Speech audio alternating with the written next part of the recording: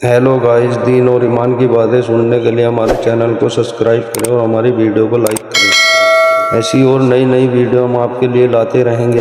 अज़ीज़ दोस्तों, बुज़ुर्गों और भाइयों, अमीरुल मोमिनीन खलीफतुल मुस्लिमीन मुराद मुस्तफ़ा सल्लल्लाहु ताला अलैहि वसल्लम हज़रत सैयदना उमर फ़ारूक रदी अल्लाह ताला अन्हु को 26 ज़िलहज को ज़ख़म लगा था। कातिलाना हमला आप पर किया गया था और यकम मुहर्रमुल हराम को इस्लाम के इस बतले जलील, इस कायद, इस लीडर और दुनियाए इस्लाम पर अपनी सीरत के अनमिट नकूश छोड़ने वाले इस खूबसूरत इंसान ने दुनिया से पर्दा फरमाया। हज़रत उमर फ़ारूक रदी अल्लाह ताला अन्हु उन लोगों में से हैं जो इब्नुल वक्त नहीं होते, अबुल वक्त होते, जो वक्त के मुताबिक नहीं बदलते बल्कि वक्त को अपने मुताबिक बदल दिया करते हैं। ये वो लोग थे कि दीन इनका ओढ़ना बिछोना था, इनका चलना फिरना दीन था, इनका हंसना और रोना दीन था। इन्हें इल्मुल यकीन से लेकर ऐनुल यकीन तक एक ख़ास मकाम अल्लाह ने अता कर दिया था। तो बस फिर ये समझ गए थे कि दीन ही ज़िंदगी है, दीन ही रूह है और दीन ही हमारी असल है। नबी करीम सल्लल्लाहु ताला अलैहि वसल्लम ने फरमाया कि मैंने ख्वाब देखा है, कुछ लोगों को मैंने कमीज़ें पहने हुए देखा, कुछ की कमीज़ें नाफ तक थीं, कुछ की पेट तक थीं और कुछ की घुटनों तक थीं। उमर, मैंने तुम्हें भी देखा है, तुम्हारी कमीज़ तो पैरों से टकरा रही थी। तो हज़रत उमर कहने लगे, हुजूर ख्वाब कोई देखता है, ताबीर कोई बताता है, पर यहाँ कमाल ये है कि ख्वाब भी आपने बताया है, ताबीर भी आप ही बताएंगे। हुजूर फिर बता दें इस ख्वाब की ताबीर क्या है। तो हुजूर ने फरमाया, ताबीर ये है कि किसी का दीन नाफ तक, किसी का घुटनों तक, किसी का पेट तक, और उमर तू सारा ही दीन में लिपटा हुआ है, तू सारा ही दीनदार है, सारा ही। हज़रत उमर फ़ारूक रदी अल्लाह ताला अन्हु आइडियल हैं, एक हीरो हैं। उनकी ज़िंदगी के दर्जनों पहलू हैं। हर साल हम एक पहलू बयान कर देते हैं, कभी अदल व इंसाफ पे बात कर लेते हैं, कभी निज़ाम हुकूमत पर। उनकी ज़िंदगी का एक पहलू आज भी हमारी गुफ्तगू का उन्वान रहेगा। पर हज़रत उमर का मर्तबा और मकाम यह है कि नबी करीम अलैहिस्सलाम ने फरमाया कि जिब्रील अमीन 950 साल मेरे उमर की शान बयान करें तो उमर की शान ख़त्म नहीं होती। 950 साल अगर हज़रत जिब्रील भी बयान करें तो ये मकाम है सैयदना फ़ारूक आज़म का। अल्लाह तबारक व तआला ने जिस तरह सारे नबियों में शान हुजूर को अता फरमाई, इसी तरह तमाम नबियों के हवारियों में सबसे ज़्यादा शान हुजूर के ग़ुलामों को अता फरमाई। कुरान मजीद में अल्लाह करीम ने फरमाया, या अय्युहल्लज़ीना आमनू कू अनफुसकुम व अहलीकुम नारा। फरमाया, ए ईमान वालों, ख़ुद भी जहन्नुम की आग से बचो और अपने घर वालों को भी दोज़ख की आग से बचाओ। ख़ुद भी बचो और अपने घर वालों को भी। हमारी सारी नसीहतें बाहर वालों के लिए। बाहर हमें बहुत बड़ा लेक्चर भी देना पड़े तो चलता है, बहुत बड़ी दास्तान सराई भी करनी पड़े तो चलती है। स्टेटस और मेयार ये है कि सारा कुछ बाहर वालों के लिए, और घर के वो फूल जिनकी आबियारी भी हमने करनी थी, को जड़ी बूटियाँ और गायें तो वो काटनी भी हमने खुद थी, धूप और छाँव का ख्याल भी हमने रखना था, वहाँ हमारी नज़र नहीं होती। पड़ोसी के बच्चे क्या कर रहे हैं ये सारा पता होता है, और मेरे घर में क्या गुल खिल रहे हैं इसकी मुझे खबर नहीं होती। हज़रत उमर फ़ारूक ने जब ये आयत नाजिल हुई तो फ़ौरन अर्ज़ किया, या रसूल अल्लाह सल्लल्लाहु अलैहि वसल्लम, इसका क्या मतलब है कि ख़ुद भी दोज़ख की आग से बचो और अपने घर वालों को भी बचाओ। तो नबी करीम अलैहिस्सलाम ने फरमाया, उमर इसका मतलब ये है कि जिन चीज़ों का अल्लाह रसूल तुम्हें हुक्म देते हैं तुम अपने घर वालों को उन चीज़ों का हुक्म दो, और जिन चीज़ों से अल्लाह रसूल तुम्हें मना करते हैं तुम अपने घर वालों को भी उन चीज़ों से मना کرو. حضرت عمر فاروق کی زندگی میں جو چیز آپ کو بہت زیادہ ملے گی نا وہ یہ ہے کہ آپ نے جتنا کڑا احتساب محاسبہ باہر والوں کا کیا ہے نا اس سے زیادہ بڑھ کے اپنا اور اپنے گھر والوں کا کیا ہے. یہ بڑا عجیب معاملہ ہے کہ ہم جتنے لوگ ہیں ہمارا معیار یہ ہے کہ سامنے والا غلط ہے اور میں ٹھیک. یعنی دوسرے کا بچہ گلی میں نظر آ جائے تو اس کی غلطیاں نکلنی شروع ہو جائیں گی، اور میرا بچہ سارا شہر گھوم آئے ایک ٹائر پہ موٹر سائیکل پہ تو ہم کہتے ہیں کہ ابھی بچہ ہے، انشاءاللہ سیانا ہو جائے گا. اگر ابا جی آج تک سیانے نہیں ہوئے کہ اس کو سمجھا لیں تو پھر بیٹے کا سیانا ہونا تو ہو سکتا ہے کہ وہ 60-70 سال لگ ہی جائیں. گھر کے اندر جب تک توجہ نہیں ہوتی اور سب سے پہلے جب تک اپنی ذات پر توجہ نہیں ہوتی. میں کہا کرتا ہوں کہ باہر لیکچر چلتا ہے گھر میں عمل چلتا ہے. لیکچر باہر چلتا ہے گھر کے اندر عمل چلے گا. باہر تو آپ نے کہہ دیا نماز پڑھا کرو، ختم ہو گئی بات. لیکن گھر میں بچے نماز تب پڑھیں گے جب ان کے والد نماز پڑھیں گے. گھر میں کہہ دیا پردہ کرو، پر گھر میں بچیاں پردہ تب کریں گی جب ان کی اماں پردہ کرے گی. گھر کے اندر عمل چلتا ہے، باہر تو چلو بات بھی چل جاتی ہے. تو والد کا جب تک کردار بچے نہیں دیکھتے جب تک اتنی دیر تک ان کا تبدیل ہونا ممکن نہیں ہوتا. حضرت عمر فاروق رضی اللہ تعالیٰ عنہ نا باہر والوں کا بھی بڑا سخت حساب کرتے تھے. بڑا ایک گورنر صاحب نے لباس بڑا شاندار پہننا شروع کر دیا تھا تو حضرت عمر نے اتروا کے نا تو انہیں ٹاٹ کا لباس پہنا کے تو اونٹ چرانے کی ڈیوٹی دے دی تھی. اتنا سخت احتساب کرتے. کسائی کی دکان پر بھی 1-2 گھنٹے کھڑے ہوتے تھے. جو آدمی مسلسل 2 دن گوشت خریدتا تھا نا فرماتے تھے اس کا ٹیکس بڑھا دو، لوگوں کو دال نہیں مل رہی اور یہ روز گوشت کھاتا ہے. حضرت فاروق اعظم اس کو جزیہ کہا جاتا تھا یا کچھ اور معاملات ہوتے تھے بڑھا دیتے تھے. مسلسل جو 2 دن آدمی گوشت کھاتا تھا فرماتے تھے مدینے میں غربت ہے، اگر یہ والا نظام تم کرو گے تو غریب لوگ کس کی طرف دیکھیں گے. لیکن اس سے زیادہ بڑھ کر جو ان کی زندگی کا معیار اور سٹیٹس تھا وہ یہ تھا کہ اپنے گھر کا خاص خیال رکھتے، خاص توجہ کرتے. ملک شام سے اور ایران سے کچھ لوگ آپ کی خدمت میں آئے تو وہاں سے کچھ کنیزیں بھی آئیں ان کے بادشاہ کا پیغام لے کے. شاہ ایران کی کنیز کو ملکہ نے کہا کہ نا حضرت عمر کی زوجہ کو دیکھ کے آنا ذرا کس طرح کی ہے. ہمارے ملک میں کیا کہتے ہیں خاتون اول، باقی سارے دوؤں میں خاتون اول. ذرا خاتون اول کو دیکھ کے آنا.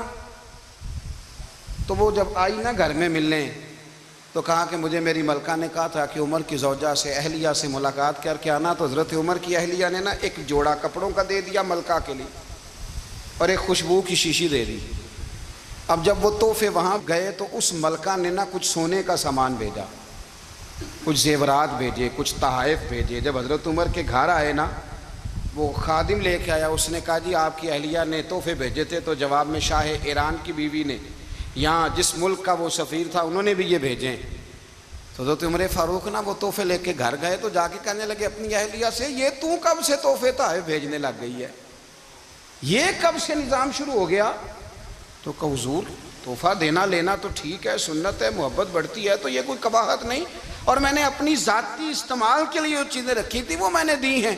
تو حضرت عمر فاروق رضی اللہ تعالیٰ عنہ فرمانے لگے ہم نے کسی ملک کے ساتھ اور اس کے بادشاہ کے ساتھ ذاتی تعلق نہیں بنانا. تعلق جو بھی بنے گا رسول اللہ کے دین کی برکت سے بنے گا. ذاتی رشتے نہیں ہم نے قائم کرنے. ذاتی آپ کے ملک کی جو ایئر لائن جس کا ہر سال خسارے کا ڈنڈورا پیٹا جاتا ہے نا، وہ ہمارے بادشاہ صاحب اور صدر صاحب اگر غیر ملکیوں کو گھوڑا کبھی بھیجنا ہو نا، گھوڑا تو پورا ایک جہاز گھوڑا لے کے تحفے میں جاتا ہے. پورا جہاز غریب قوم کا یہ سرمایہ. اور قوم بڑی بادشاہ ہے، لائنوں میں لگ کے ووٹ دیتی ہے. 2 کام ہمیشہ لائن میں لگ کے کرنے، ایک بل لائن میں لگ کے جمع کرانا ہے اور ایک ووٹ لائن میں لگ کے، تاکہ پھر پورے 5 سال لائن میں ہی لگے رہیں. مرضی سے آپ ووٹ دینا پر جو بات درست ہے اس کو سنو. حضرت عمر فاروق رضی اللہ تعالیٰ عنہ نے اپنی اہلیہ سے پوچھا کتنے کا تھا وہ تیرا جوڑا اور خوشبو کی شیشی؟ انہوں نے کہا 3 دینار کی. فرمایا یہ 3 دینار تیرے اور باقی جو تحفے آئے ہیں وہ تو خود کہہ، چونکہ اس نے تیرے نام بھیجے ہیں، تو کہہ کہ میں مال غنیمت میں دیتی ہوں. تو کہہ میں مسلمانوں کو کہہ. تو زوجہ ہنس پڑی, کہنے لگی میں نہ بھی کہوں تو مجھے کہنا تو پڑے گا ہی, کہنا تو میں نے ہے ہی, جو کہ سامنے عمر فاروق ہیں, لہذا فرمایا کہہ دیتی ہوں میں نے دیا خزانے کو. حضرت عمر نے جمع کرا لیا. میں یہ کیا بات ہوئی, میرے گھر والے جو مرضی کریں, ان کا معیار زندگی جس طرح کا مرضی ہو. اور حضرت عمر ایک جملہ کہا کرتے تھے, اللہ کرے کہ یہ باتیں اس دور حاضر میں ہماری سمجھ میں آئیں. حضرت عمر فاروق رضی اللہ تعالیٰ عنہ اپنے بچوں کو فرمایا کرتے تھے کہ بہت آدمی کو بھوک لگی ہو نا, اور پھر اس کی پسند کا کھانا پکا ہو, جتنے شوق سے وہ اس کھانے کو دیکھتا ہے نا, فرمایا اس طرح پوری قوم اپنے بادشاہوں کے خاندان کو دیکھتی ہے. اس تیزی کے ساتھ دیکھتے ہیں کہ ان کے گھر میں کیا ہو رہا ہے, ان کا معیار زندگی کیا ہے, ان کا سٹیٹس کیا ہے. آپ کے بچے دونوں کاروبار کے لیے مصر گئے, ایک بہت بڑا قافلہ گیا مدینے سے مصر تجارت کے لیے. تو یہ گئے تجارت کے لیے, تو حضرت عبداللہ ابن عمر, حضرت عبید اللہ ابن عمر, حضرت عمر کے دونوں بیٹے گئے. جناب عمر فاروق کے بچے جب وہاں پہنچے تو مصر کے گورنر نے نا لوگوں کو تعارف کرایا کہ یہ عمر فاروق کے بیٹے ہیں. ایک چھوٹی سی بات کر دوں, یہ چودھری کے بیٹے کو کون بتاتا ہے کہ تو چودھری کا بیٹا ہے؟ باہر والے بتاتے ہیں, گھر والے. اور سیٹھ صاحب کے بیٹے کو کون بتاتا ہے کہ تو سیٹھ صاحب کا بیٹا ہے؟ اور مالک کو کون بتاتا ہے کہ تو مالک کا بیٹا ہے اور یہ کرایہ دار ہے؟ یہ کون بتاتا ہے؟ یہ سوچ ہم دیتے ہیں بچوں کو. چودھری اور کمی کی سوچ, امیر اور غریب کی سوچ, مالک اور کرایہ دار کی سوچ, گھر کے مالک کی اور کام کرنے والے کی سوچ, یہ ہم دیتے ہیں. یاد رکھنا, یہ ہم دیتے ہیں, یہ ہمارا مزاج ہے, یہ باہر سے نہیں آتی. تو کوئی شہزادہ ہے, تو سیٹھ ہے, تو نواب ہے, یہ سوچ باہر سے نہیں آتی. یہ اماں سوچ دیتی ہے, اماں, یہ ابا سوچ دیتا ہے. اور پھر جب تباہی اترتی ہے تو اس کے ذمہ دار بھی باہر والے نہیں ہوتے, گھر والے ہوتے ہیں, گھر والے. ہمارے بچوں کی طبیعتوں پر زیادہ نقش باہر والوں کا نہیں ہوتا, گھر والوں کا ہوتا ہے. یاد رکھیے گا. حضرت عمر فاروق رضی اللہ, بچے ہیں, شہزادے ہیں, وہ کاروبار کرنے گئے اور وہاں بتایا گورنر صاحب نے کہ یہ فاروق اعظم کے بچے, امیر المومنین کے. لوگوں نے ان سے زیادہ مال خریدا, تجارت میں زیادہ نفع ہوا. ظاہر ہے کہ وہ آپ کے جو اللہ خیر کرے حکمران ہیں, ان کے کاروبار کتنے ملکوں میں ہیں, کس بنیاد پر ہیں؟ وہ صرف اس بنیاد پر کہ وہ حکمران رہے, ان کے لیے آسان تھا بڑے لوگوں سے تعلقات بنانا. حضرت عمر فاروق رضی اللہ تعالیٰ عنہ کے بچے ڈھیروں مال کما کے جب واپس آئے نا, تو حضرت عمر سے آ کے بچوں نے بطور محبت کا, ابا جی اللہ نے بڑا ہی فضل کیا ہے, بڑا مال کمایا الحمدللہ, یہ دیکھیں کتنا نوازا ہے. تو حضرت عمر کہنے لگے سارے قافلے نے اتنا ہی کمایا ہے, سارے قافلے نے اتنا ہی کمایا ہے؟ کہ حضور نہیں, سارے قافلے نے اتنا نہیں کمایا, سب کو اتنا نہیں ملا. وہ تو وہاں گورنر صاحب نے لوگوں کو تعارف کرایا تھا کہ یہ عمر کے بچے ہیں, تو لوگوں نے پھر ہم سے بڑا ہی خریدا. تو حضرت عمر فرمانے لگے ٹھیک ہو گیا, میں بات سمجھ گیا ہوں, اس طرح کرو جو تمہاری اصل زر تھی نا, جو راز تھی, وہ رکھ لو اور باقی سارا مال خزانہ میں جمع کرا دو. اس لیے کہ یہ تم نے تجارت نہیں کی, یہ تم نے اپنے باپ کا نام بیچا ہے, یہ تم نے امیر المومنین کے بیٹے ہونے کا فائدہ اٹھایا ہے. فرمایا یہ تمہارا نہیں حق, یہ مسلمانوں کا ہے, اس لیے کہ یہ مال تم نے محنت سے نہیں کمایا, یہ باپ کی کرسی کا فائدہ اٹھایا ہے. اور فرمایا اگر تم نے مال جمع نہ کرایا تو میں مال بھی لے لوں گا زبردستی اور کوڑے بھی ماروں گا, ڈبل سزا دوں گا. مرضی سے جمع کراؤ گے تو کوڑوں سے بچ جاؤ گے. بڑے بیٹے نے تو جمع کرا دیا, تو چھوٹا تھوڑا پریشان ہوا. تو حضرت عبداللہ ابن عمر چھوٹے بھائی کا ماتھا چوم کے کہنے لگے بیٹے چپ کر کے جمع کرا, یہاں بھی فخر کر کے ہم عمر کے بیٹے ہیں, اور قیامت میں بھی فخر کریں گے کہ ہم فاروق اعظم کے بیٹے ہیں. یہاں بھی ناز کریں گے اور وہاں بھی ناز کریں گے کہ عمر کے بچے ہیں.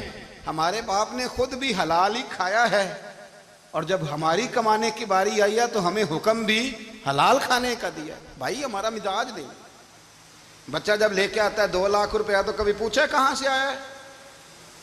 جب وہ پہلے دن غلط دوستوں کے پاس جا کے بیٹھتا ہے تو کبھی نکالا ہے گھر سے اسے؟ یہ بہت سارے خمیازے ہمیں اس لیے بھگتنے پڑتے ہیں کہ ہم ابتدا میں سوراخ بند نہیں کرتے. جب اس میں شگاف پڑ جاتا ہے, سیلاب آتا ہے, تو ہمیں ہوش آتی ہے. حضرت عمر نے اپنے گھر میں نگرانی رکھی, کڑی نگرانی. زیادہ نماز گھر میں پڑھتے تھے حضرت عمر, نفلی نمازیں زیادہ, کیوں بلا؟ میرے اساتذہ مجھے حکم دیتے تھے کہ فرض نماز کے علاوہ نمازیں گھر میں پڑھنا، بچوں کو عادت پڑے گی، ذوق پیدا ہوگا، ان کو پتہ چلے گا کہ ہمارے گھر میں 5 وقت کوئی اور کام بھی ہوتا ہے۔ بھائی یاد رکھیں کہ آپ نے اگر سجدہ کرنا ہے تو بچہ لیٹ جائے گا، اسے پتہ کوئی نہیں سجدہ کیا ہے، لیکن جب گھر میں کبھی قرآن ابا جی کھول لینا، میں اکثر کہتا ہوں جب ابا جی کا موڈ بن جائے نا لیکچر دینے کا، وہ گھر میں شروع ہو جاتے ہیں، کہتے ہیں آپ لوگ نماز نہیں پڑھتے اس لیے میرے کاروبار میں برکت کوئی نہیں، تم سویرے قرآن پاک نہیں کھولتے تو میں تباہ ہو گیا ہوں۔ تو میاں آپ نے کب گھر میں قرآن پاک کھولا تھا؟ آپ نے کب نماز پڑھی؟ آپ نے کب گھر کے اندر اللہ رسول کا ذکر کیا تھا؟ آپ نے کب حدیث چھیڑی؟ آپ نے بھی تو گھر کے اندر جب بھی آپ آئے ہیں تو آپ نے وہی کچھ کیا جو دنیا دار کرتے ہیں۔ آپ بھی تو اپنا موبائل لے کے الگ کونے میں بیٹھ گئے، آپ نے بھی تو کہا ہے کہ اب تمہارے چینل ختم، اب میری مرضی والا چلے گا۔ تو جو آپ نے کیا ہے بچے بھی وہی کام کریں گے۔ آپ نے بھی گپ شپ لگائی ہے تو وہ بھی لگا رہے ہیں۔ یہ سمجھ لیں جو کام آپ کریں گے آپ اپنے بچوں کی سیرت میں اس کا جلوہ دیکھ لیں گے۔ بڑی پکی سی بات ہے کہ آپ کو بچے کی عادتیں دیکھ کے سمجھ آ جائے گی کہ میں بھی یہی کرتا تھا اور یہ بھی۔ حضرت عمر فاروق رضی اللہ تعالیٰ عنہ وصال فرما گئے تو آپ کے وصال کے بعد حضرت عثمان غنی رضی اللہ تعالیٰ عنہ نے آپ کی ایک بیوہ سے نکاح کیا، حضرت عمر کی ایک بیوہ سے۔ جب وہ آپ کے نکاح میں آئی تو کہنے لگی حضرت عثمان غنی سے کہ حضور نہ تو میں خوبصورت ہوں اور نہ میں جوان ہوں، نہ آپ کی کوئی خدمت کر سکتی ہوں، میرے ساتھ نکاح کرنا سمجھ میں نہیں آیا۔ کیا شاندار جواب دیا حضرت عثمان غنی نے، کیا خوبصورت جواب دیا۔ فرمانے لگے میں نے اس لیے نکاح نہیں کیا کہ مجھے تمہارے حسن سے دلچسپی تھی یا تمہاری خدمت کی ضرورت تھی، میں نے تو اس لیے نکاح کیا ہے کہ مجھے بتاؤ عمر فاروق گھر کے اندر اپنے رب کی عبادت کس طرح کرتے تھے، وہ قرآن پاک کس طرح پڑھتے تھے، وہ رویا کیسے کرتے تھے، استغفار کا طریقہ کیا، کس وقت کس انداز میں وہ اپنے رب کو یاد کرتے تھے۔ اس لیے کہ عمر کئی دفعہ گھر سے آتا تھا تو میں اس کے چہرے پر نور دیکھا کرتا تھا، میں روشنی دیکھتا تھا، ایک معیار دیکھتا تھا۔ نکاح اس لیے کیا ہے کہ مجھے عمر کی جو گھر کے اندر کی عبادت ہے اس سے آگاہ کرو، تاکہ عثمان غنی بھی چاہتے ہیں اس طرح کے عمل کرو جس طرح کہ عمر فاروق کر کے گئے ہیں۔ بھائی جب تک ہم اپنے گھر میں وہ توجہ نہیں دیں گے، وہ مزاج دیکھیں نا، ہمارے گھروں میں جب نقشہ پاس ہوتا ہے تو ٹی وی لان بھی اس میں ہوتا ہے، ڈرائنگ روم بھی ہوتا ہے، نماز کی جگہ بھی ہوتی ہے نقشے میں۔ صحابہ جب گھر بناتے تھے تو ایک مسجد بیت کا نقشہ پاس کرتے تھے، ذہن میں رکھتے تھے کہ یہ کونا نماز کے لیے، وہاں جوتے لے کے کوئی نہیں جائے گا، وہاں نماز پڑھی جاتی تھی، عورتیں وہاں اعتکاف کرتی تھیں۔ ٹی وی لان تو آ گیا ہے اور گھر کے اندر ٹی وی رکھنے کے لیے تو ایک کمرہ الگ سے بنا دیا گیا ہے، اور اب جو نئے نقشے پاس ہو رہے ہیں اس کے اندر گھروں کے اندر جگہ بنائی گئی ہے جہاں کمپیوٹر رکھے جائیں، اور بچوں کے لیے وائرنگ ہوگی نیچے تاکہ انہیں کوئی مشکل درپیش نہ ہو۔ یہ ساری چیزیں ہم نے نہانے کے لیے گھروں کے اندر اتنے بڑے واش روم بنائے ہیں کہ لگتا یہ ہے کہ سوائے نہانے کے اور کام ہی نہیں کوئی گھر میں ہوگا، ہر چیز آ گئی، پر اللہ کرے کوئی تفسیر بھی ٹیبل پہ پڑی نظر آئے، کوئی حدیث کی کتاب بھی ٹیبل پہ پڑی نظر آئے۔ اللہ کرے کہ جس طرح ابا لطیفہ سن کے آتا ہے تو جب تک سنا نہ لے اسے ہضم نہیں ہوتا، اللہ کرے کہ وہ جمعے میں بیان سن کے جائے تو اس کا بھی دل کرے میں اپنے بچوں کو سناؤں، وہ نبی پاک کی کوئی حدیث کہیں سے سنے تو گھر جا کے سنائے۔ جب تک یہ معیار نہیں بنتا آپ کیسے توقع کرتے ہیں کہ گھر کے اندر اللہ کی رحمتیں نازل ہوں گی؟ آپ یہ کیسے توقع کرتے ہیں کہ گھر کے اندر وہ معیار اور وہ مزاج بنے گا؟ حضرت عمر فاروق نے ذاتی زندگی پر جو توجہ دی، گھر والوں کے معیار پر جو توجہ دی حضرت عمر فاروق رضی اللہ تعالیٰ عنہ نے، وہ بھی بڑی دیدنی ہے۔ حضرت ابو موسیٰ اشعری کو نا آپ نے وزیر خزانہ بنایا تھا، تو حضرت ابو موسیٰ اشعری کہتے ہیں کہ حضرت عمر کو شیخ خزانے میں رہنے تو دیتے نہیں تھے۔ ایک دن نا میں صفائی کر رہا تھا اس کمرے کی جس میں خزانہ رہتا تھا۔ ہمارے تو ملک میں جو جاتا ہے وہ صفائی کر کے ہی جاتا ہے، اللہ خیر کرے، اور خیر معیار بدلتا ہے۔ جو پچھلی حکومت ہوتی ہے وہ قرضہ اٹھاتی ہے، وہ باہر سے جاتی ہے تو قرضہ لے کے آتی، اور جو نہیں آتی ہے وہ کہتی ہے ہمیں پیکج مل گیا ہے، وہ قرضہ نہیں اٹھاتے۔ ان کو کیا ملتا ہے؟ یعنی پچھلی نے قرضہ لیا تھا اور ہم نے، واہ جی واہ کیا خوبصورت انداز ہے، اس کا نام بدل کے نا، انہوں نے قرضہ لیا تھا اور ہم نے، میں کہا بڑے شاندار سیانے بندے ہو گئی۔ حضرت سیدنا ابو موسیٰ اشعری کہتے ہیں کہ میں نے نا مال غنیمت کی صفائی کی تو 1 دینار مجھے نا کہیں پڑا ہوا مل گیا، تو فرماتے ہمیں اجازت ہوتی تھی کہ 1 آدھ دینار ہم اپنی مرضی سے کہیں خرچ کر سکتے تھے۔ اگر آپ ناراض نہ ہوں تو ہمارے ہاں جب چیئرمین صاحب ناظم صاحب ٹھیکے دیتے ہیں تو ٹھیکیدار ان کا چھوٹا بھائی ہوتا ہے یا چچا کا بیٹا ہوتا ہے یا خالہ کا بیٹا ہوتا ہے، وہ خود ناظم ہوتے ہیں اور ان کا چھوٹا بھائی ٹھیکیدار ہوتا ہے، یعنی وہ نا سارا کچھ گھر کے اندر ہی رہتا ہے، گھر کے اندر ایک پیسہ دیتا ہے دوسرا واپس اس کو واپس کر دیتا ہے، گھر کے اندر ہی۔ اب تو خیر ہمارے لوگ سمجھدار ہو گئے، ایک بندہ ایک سیاسی جماعت میں ہوتا ہے، دوسرا دوسری میں، اور تیسرا جس کی بھی حکومت آئی حکومت تو ہماری رہے گی نا، ایک بندہ تو ہے نا اس جماعت میں۔ یہ اچھا لوگوں نے ایک طریقہ نکالا ہے۔ تو حضرت عمر کے بیٹا گزر رہا تھا تو حضرت ابو موسیٰ اشعری کہتے ہیں میں نے صفائی کی تو 1 دینار نکلا، تو میں نے وہ 1 دینار نا حضرت عمر کے بیٹے کو دے دیا۔ میں نے کہا لو بیٹا اپنے چچا کی طرف سے تحفہ۔ تو گھر جا کے انہوں نے حضرت عمر کو بتایا کہ چچا نے پیسے دیے ہیں، چھوٹے بچے تھے۔ حضرت عمر نے حضرت ابو موسیٰ اشعری کو بلا لیا اور بلا کے فرمانے لگے میں تو تمہیں اپنا دوست جانتا تھا اور تو نے میری اولاد کو ہی دنیا دار بنانا شروع کر دیا، میرے بچوں کو ہی تم نے دنیا دار پیسوں پہ لگانا شروع کر دیا، میں تو تمہیں یار سمجھتا تھا۔ فرمایا تمہیں چاہیے تھا میرے بیٹے کو نصیحت کرتے کہ بیٹا پیسوں سے رب راضی نہیں ہوتا، اس کی رضا والے کام کیے جائیں تو رب راضی ہوتا ہے۔ اور فرمایا تمہیں کوئی اور گھر نہیں ملا تھا تباہ کرنے کے لیے، میرا ہی گھر ملا تھا، اٹھاؤ اپنا دینار اور خبردار آج کے بعد میرے بچوں کے ساتھ یہ والی نیکی نہ کرنا۔ اور ہمارا کیا سٹیٹس ہے، دوستی ہے یہ اس سے جو تحفے زیادہ دے، جو بچوں کو خراب کرنے میں مدد زیادہ کرے اس کے ساتھ یہ رہنا۔ حضرت عمر نے گھر پہ اور سب سے بڑھ کر اپنی ذات پہ توجہ کی۔ حضرت ابو مالک رضی اللہ تعالیٰ عنہ کہتے ہیں میں عمر کے پیچھے پیچھے ایک باغ میں گیا، اکثر اس باغ میں جایا کرتے تھے، اور عمر جا کے نا تو درخت کے نیچے بیٹھ گئے اور فرمانے لگے او امیر المومنین اللہ سے ڈر جا، ورنہ جس رب نے حکومت دی ہے وہ عذاب بھی بڑا دے گا، ڈر جا رب سے۔ کبھی ساری زندگی حضرت عمر نے اپنا کوئی تعارف نہیں کرایا، کبھی نہیں۔ ایک بندے نے آپ کے سامنے تعریف کر دی آپ کی تو فرمانے لگے تو خود بھی ہلاک ہوا اور مجھے بھی ہلاک کر دیا، کیا ضرورت پڑی ہے میری تعریفیں کرنے کی، اتنی دیر میری تعریف میں لگائی، اللہ کا ذکر کرتا رب تجھے ثواب دیتا، حضور پہ درود پڑھتا تو رب تیرے اوپر رحمتیں نازل کرتا، کس چکر میں ہے؟ آج جتنا اچھی کوئی خوشامد کرے اتنی اچھی وزارت ملتی ہے، جتنی اچھی اس کو جو ہے وہ چاپلوسی کرنی آیا درجہ بھی اسے اتنا ہی اچھا ملتا ہے۔ حضرت عمر فاروق رضی اللہ تعالیٰ عنہ آپ کے بیٹے کہتے ہیں، صاحب فتوح الشام نے لکھا ہے، آپ کے صاحبزادے کہتے ہیں میں نکلا تو میرے ابا جی نا اپنی پشت پر مشکیزہ رکھ کے کنویں سے پانی بھر کے آ رہے تھے، میں دوڑ کے آگے گیا، میں نے کہا ابا جی مجھے دے دے۔ فرمانے لگے بیٹا تیرا کیا خیال ہے، کوئی اور نہیں تھا مشکیزہ بھر کے لانے کے لیے، تیرا کیا خیال ہے؟ کہا ابا جی بڑے لوگ تھے پر آپ کیوں اٹھا رہے ہیں؟ فرمانے لگے نفس نا ذرا میرا بڑا ہو گیا تھا، اسے ذرا ذلیل کر رہا ہوں، ذرا اپنا محاسبہ کر رہا ہوں، یہ مجھے کہہ رہا تھا تو بڑی چیز ہے، تو میں نا ابھی مشکیزہ گھر رکھ کے آؤں گا، پھر تیری ماں نے مجھے کہا ہے کہ گھر میں لکڑیاں کوئی نہیں جلانے کے لیے، پھر میں جنگل سے لکڑیاں کاٹ کے لاؤں گا، امیر المومنین بن کے نا تو میرا نفس تھوڑا بڑا ہو گیا۔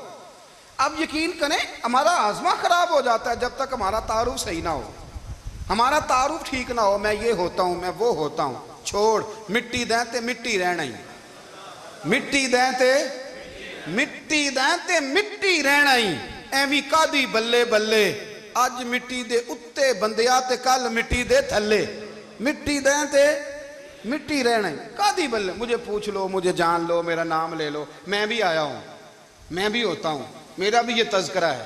جس کو اپنا تعارف کرانا پڑ گیا اس سے بھی زیادہ کمزور کوئی ہے، فوٹو میں دکھاتا پھرتا ہے فلانے کے ساتھ فوٹو، فلانے تو کمزور بندے یہ کام کرتے۔ حضرت عمر فاروق اللہ اکبر، حضرت عمر جیسا بندہ 24 لاکھ مربع میل کا حکمران، اور شاہ روم کو خط لکھ کے کہتا ہے میں منت نہیں کرتا میں حکم دیتا ہوں، اتنا تگڑا بندہ۔ جنگ قادسیہ کے لیے حضرت سعد بن ابی وقاص کو بھیجا، فتوح الشام پڑھ کے دیکھیں۔ حضرت عمر بڑے پریشان ہیں، اتنے دن ہو گئے کوئی رپورٹ ہی نہیں آئی، اب تو موبائل ہے نا، ایک ایک منٹ کی رپورٹ لیں آپ، بلکہ آپ ایک ایک منٹ کی فوٹو لیں، آپ رپورٹ تو دور رہ گئی۔ حضرت عمر فاروق رضی اللہ تعالیٰ عنہ بڑے پریشان ہیں کہ قادسیہ میں حضرت سعد بن ابی وقاص کے ساتھ لوگ جہاد کرنے گئے، رپورٹ کوئی نہیں آ رہی، اتنے پریشان تھے کہ باہر نکل کے نا اس رستے پہ بیٹھ جاتے جو رستہ قادسیہ کی طرف سے آتا تھا، جو بھی آتا جاتا پوچھتے جنگ کے کیا حالات ہیں. ادھر جب اللہ نے فتح دے دی نا تو حضرت سعد بن ابی وقاص رضی اللہ تعالیٰ عنہ نے ایک قاصد کو خط دے کے بھیجا. کہنے لگے عمر کے پاس جاؤ, انہیں اطلاع دو کہ الحمدللہ اللہ نے اسلام کو فتح عطا کر دی. یہ حضرت عمر کو جا کے دینا. وہ بڑے پریشان ہوں گے. وہ جو اس زمانے میں اس طرح ہوتا تھا کہ کئی دور دور سے صحابہ جو دوسرے شہروں کے ملکوں کے رہنے والے ہوتے تھے وہ بھی آ کے شامل ہو جاتے تھے جہاد میں. کوئی ایک دفعہ مدینے آیا, کوئی 2 دفعہ آیا, پھر اپنے اپنے علاقوں میں. بہت سارے لوگوں نے زیادہ دفعہ حضرت عمر کو دیکھا بھی نہیں تھا. وہ جو قاصد خط لے کے آیا تھا نا اس نے 1 دفعہ دیکھا تھا. حضرت عمر بوڑھے ہو گئے, وہ پہچانتا نہیں تھا. ادھر سے وہ خط لے کے آ گیا. حضرت عمر مدینے سے باہر نکل کے اس روڈ پہ بیٹھے تھے جو قادسیہ سے آتا تھا. جب وہ اس آدمی کو آتے دیکھا تو حضرت عمر اٹھ کے کھڑے ہو گئے, فرمانے لگے قادسیہ سے آ رہے ہو؟ وہ کیا کہتا ہے؟ پھٹے پرانے کپڑے, ٹوٹے ہوئے جوتے, سر پہ پرانی پگڑی. کہنے لگے غلام مدینے کے رہنے والے ہو؟ حضرت عمر کہنے لگے ہاں مدینے کا ہوں. کہا میں قادسیہ سے آیا ہوں, الحمدللہ اللہ نے اسلام کو فتح دے دی ہے, الحمدللہ کفر کی کمر ٹوٹ گئی ہے. اس نے یہ بات کر کے تو گھوڑے کو ایڑی لگائی, گھوڑا دوڑنے لگا مدینے کے. حضرت عمر بھی ساتھ ساتھ دوڑ رہے. فرمانے لگے اچھا بتاؤ خالد بن ولید کا کیا حال ہے؟ تھوڑا آگے جا کے فرمانے لگے اسامہ بن زید کیسے ہے؟ وہ کہتے ہیں ٹھیک ہے. پھر اس نے اور گھوڑا. عمر ساتھ ساتھ دوڑ رہے ہیں, ساتھ ساتھ. 24 لاکھ مربع میل کا حکمران, ایک جوتا پیر سے نکل گیا, عمر دوڑ رہے ہیں. آگے جا کے پوچھتے ہیں سعد بن ابی وقاص کا کیا حال ہے؟ کہ حضور وہ بھی ٹھیک ہے. کتنے لوگ میرے شہید ہو گئے مسلمانوں میں سے؟ کہنے لگا صحیح گنتی کا نہیں پتا, یہ لفظ ادا ہوتے ہوتے مدینے کی سرحد آ گئی. لوگوں نے عمر کو گھوڑے کے ساتھ دوڑتے دیکھا تو کہا امیر المومنین کیوں دوڑ رہے ہیں؟ وہ غلام چھلانگ لگا کے نیچے آیا, قدموں میں بیٹھ گیا. کہنے لگا حضور آپ نے بتایا ہی نہیں آپ امیر المومنین ہیں. آپ فرمانے لگے کیا بتاتا؟ میں تو اونٹ چرانے والے کا پتر ہوں, کیا بتاتا؟ وہ عمر ہوں جس نے اپنے گناہوں کا حساب دینا ہے. کیا بتاتا؟ جو سعد بن ابی وقاص کو جہاد پہ بھیج کے خود بزدلوں کی طرح گھر میں بیٹھا ہے. کیا بتاتا؟ کوئی حیثیت نہیں, کوئی تار. تو نے اچھا کیا, تو تو مجاہد تھا, مجھے ساتھ ساتھ دوڑایا, تو نے اچھا کیا. جتنے لوگ تھے چیخیں مار کے رونے لگے. حضرت فاروق اعظم سے کہنے لگے عمر جب تک تیرے جلوے رہیں گے اللہ کامیابیاں ہی عطا فرمائے گا, جب تک تیرا رنگ رہے گا اللہ تعالیٰ نوازتا ہی رہے گا. کچھ نہیں کبھی اپنا آپ ظاہر ہی نہیں کیا. بہت بڑے تھے, بہت بڑے تھے حضرت عمر, بڑے تھے. حضرت ابو رافع غلام تھے, قرآن پاک بڑا سونا پڑھتے تھے. حضرت عمر جب بھی انہیں ملتے کہتے ابو رافع تو عمر سے اچھا ہے, قرآن بڑا شاندار پڑھتا ہے. تو وہ کہتے حضور اگر میں قرآن صحیح پڑھتا ہوں تو آپ کو قرآن کی تشریح زیادہ صحیح آتی ہے, آپ بھی تو مجھ سے افضل ہیں. تو آپ فرماتے نہیں پھر بھی تو مجھ سے افضل ہے. کیوں؟ اس لیے کہ تو اپنے آقا کی نوکری بھی ٹھیک کرتا ہے اور رب کی عبادت بھی ٹھیک کرتا ہے, اور مجھے خالص صرف عبادت کرنی ہوتی ہے وہ بھی ٹھیک نہیں کر پاتا. ساری زندگی اپنا محاسبہ, ساری زندگی اپنے گریبان میں دیکھا, ساری زندگی اپنے آپ کو پرکھا, اپنے آپ کو ٹٹولا. 62 سال عمر بیت گئی. حضرت حذیفہ بن یمان ایک صحابی تھے, میرے نبی کریم علیہ السلام نا ان سے راز کی باتیں کرتے تھے. ہر بندے کا ہاضمہ ٹھیک نہیں ہوتا, سب سے راز کی بات نہیں کرنی چاہیے. حضرت حذیفہ بن یمان کہتے ہیں حضور راز کی باتیں بتاتے. مدینہ منورہ میں جو منافقین تھے ان کی لسٹ بھی نبی پاک نے حضرت حذیفہ بن یمان کو دی تھی. جب کوئی مشکوک آدمی مر جاتا نا تو صحابہ کہتے ہیں ہم دیکھتے اگر حضرت حذیفہ نے جنازہ پڑھا ہے تو ہم بھی جنازہ پڑھ لیتے. نبی پاک نے بھی کچھ جنازے نہیں پڑھے. ترمذی میں ہے فرمایا عثمان سے جو بغض رکھے اس کا جنازہ نہیں پڑھیں گے. حضرت حذیفہ بن یمان اگر جنازہ پڑھتے تو لوگ پڑھتے, وہ نہ پڑھتے تو لوگ جنازہ نہ پڑھتے. حضرت حذیفہ بن یمان کہتے ہیں جناب عمر فاروق کی خلافت کے آخری ایام تھے, کچھ دنوں کے بعد وہ شہید ہو گئے. فرماتے آدھی رات کا وقت تھا, میں گھر میں سویا تھا بڑا بے فکر, اچانک میرے دروازے پہ دستک ہوئی, میں گھبرا کے اٹھا. اتنی رات کو کون آیا؟ کہتے ہیں قربان جاؤں, دروازے پہ گیا تو امیر المومنین فاروق اعظم دروازے پہ. میں نے کہا عمر کوئی حکم تھا تو مجھے بلا لیتے. کہنے لگے میں نا امیر بن کے نہیں آیا, تیرا ویر بن کے آیا ہوں. امیر المومنین کی حیثیت سے سرکاری کام سے بلاتا تو وہاں بلاتا, مجھے ایک ذاتی کام پڑ گیا.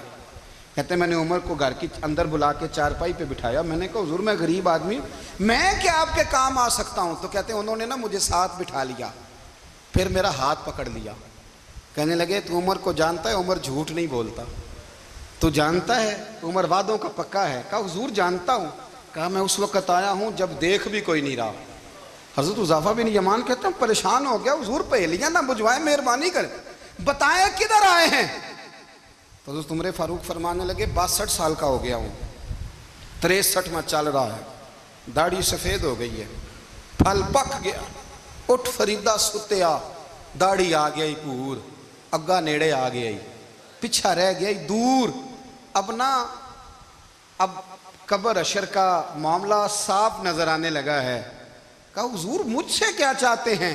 حضرت عمر رو پڑے، کہنے لگے آج میں عشاء کے بعد نکلا ہوں تو نبی پاک کے صحابہ مجھے نیک کہہ رہے تھے، پھر میں نے بچوں کی ماں سے اور بچوں سے بھی پوچھا ہے، وہ بھی مجھ سے راضی ہیں، پر حذیفہ تیرے ساتھ نبی پاک راز کی باتیں کرتے تھے، سچ بتا کہیں عمر کا نام منافقوں میں شامل تو نہیں؟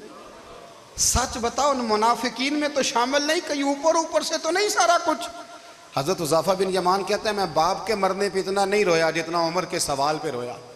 میں قدموں میں بیٹھ گیا، میں نے کہا نہیں عمر یہ تو میں نے نہیں سنا، لیکن یہ میں نے نبی پاک سے ضرور سنا ہے کہ میرے بعد اگر کوئی نبی ہوتا تو عمر ابن خطاب ہوتا۔ یہ میں نے اپنے کانوں سے سنا ہے کہ عمر جس گلی سے گزرے شیطان رستہ بدل جاتا ہے۔ یہ میں نے اپنے کانوں سے سنا ہے کہ 950 سال حضرت جبریل جناب عمر کی شان بیان کریں تو پھر بھی بیان نہیں ہو سکتا، یہ میں نے ضرور سنا۔ دوستو ساری زندگی حضرت عمر نے اگر دوسروں کا محاسبہ کیا تو اپنا اور اپنے بچوں کا بھی کڑا خیال رکھا، اپنی ذات پر بڑی توجہ دی۔ جو لوگ اپنا بھول جاتے ہیں نا، ہمیں اپنی صحت کا بڑا خیال ہے لیکن اپنی روحانی زندگی کا کوئی خیال نہیں ہے، قلبی زندگی کا کوئی تصور نہیں ہے۔ آپ یقین کریں موٹا آدمی کمزور ہونے کے لیے جدوجہد کر رہا ہے، کمزور طاقتور ہونے کے لیے، لیکن جس کو کتنے دن بیت گئے اللہ رسول کی یاد میں رویا ہی نہیں، کتنے دن بیت گئے نعت سننے کو دل ہی نہیں چاہا، جسے مہینوں بیت گئے اور قرآن پاک کی طرف نظر ہی نہیں گئی، وہ فکر مند ہی نہیں۔ زندگی زندہ دلی کا نام ہے، مردہ دل کیا خاک جیا کرتے ہیں؟ بھائی حضرت عمر کی زندگی دور حاضر میں ہمیں یہ سبق دیتی ہے کہ کڑی نگرانی رکھو اپنے پودوں کی، کڑا خیال رکھو اپنے ذاتی باغ کا، اور یہ جو تمہارے دل کی دنیا ہے یہ تمہاری روح کی زندگی ہے، اس کا محاسبہ کرتے رہو۔ نبی کریم علیہ السلام نے فرمایا اپنا حساب خود کر لو قبل اس کے کہ تمہارا حساب کیا جائے۔ اپنا حساب، ہم ساری دنیا کا حساب کرتے پھرتے ہیں، کوئی کہاں سے کماتا ہے کہاں کھاتا ہے، پر اپنا حساب حضور نے فرمایا حساب کر لو قبل اس سے کہ تمہارا حساب۔ مولا علی فرماتے ہیں نماز پڑھ لو قبل اس کے کہ تمہاری نماز پڑھی جائے۔ اپنا محاسبہ کریں، تھوڑا سا نا اوپر دائیں بائیں دیکھنے کی بجائے تھوڑی سی گردن جھکا کے نا، درویش کہتے ہیں برے بندے نو میں لبن ٹریا تے جگ تے ملیا نہ کوئی، اپنے اندر چاتی پائی تے میتھوں برا نہ کوئی۔ تھوڑی سی اپنی طرف توجہ دیں۔ ہم نا بے چین وقت گزار رہے ہیں، بے قرار ہیں، بے سکون ہیں، سبب یہ ہے کہ ہم نے نا اپنا حساب کرنا چھوڑ دیا ہے۔